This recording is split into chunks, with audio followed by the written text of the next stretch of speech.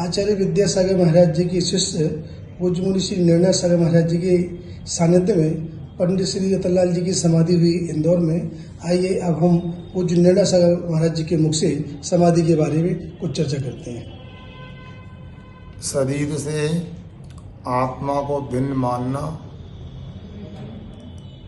बड़ा दुर्लभ होता है। जो ऐसा मानता है उसे शास्त्रों में पंडित कहा है।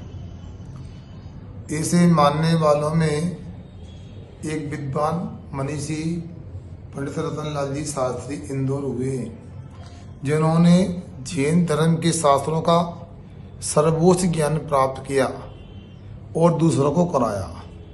उनके द्वारा जो अध्ययन कराया गया, ऐसे सैकड़ों ब्रह्मचारी ब्रह्मचारिणी आज मुनि और आदि का पद को प्राप्त कर आत्मकल्याण कर रहे हैं।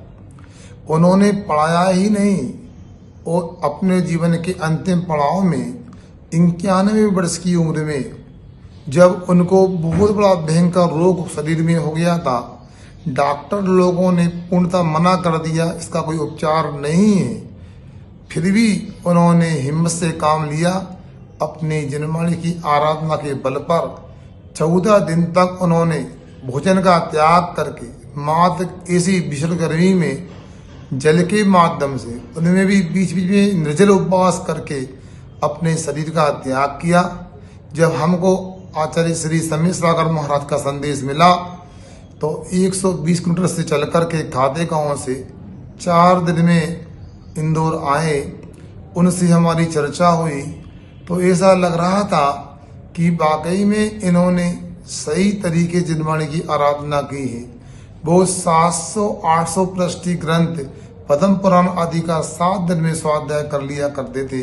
बड़ी सी बड़ी समस्या का समाधान करना उनके लिए चुटकियों का काम था।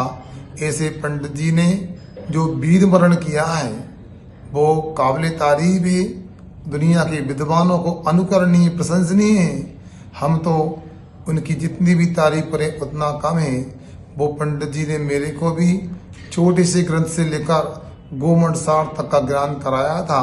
वो हमेशा मुनि बनने की प्रेरणा दी थी और उनकी भी अंतिम समय में मुनि बनने की भावना रही, किंतु शारीरिक स्थिति को देख करके उन्होंने 10वीं प्रतिमा को लेकर के श्रावक धर्म की ऊंचाइयों को प्राप्त किया था और समता भाव से शरीर का त्याग करके स्वर्गवासी हो गए।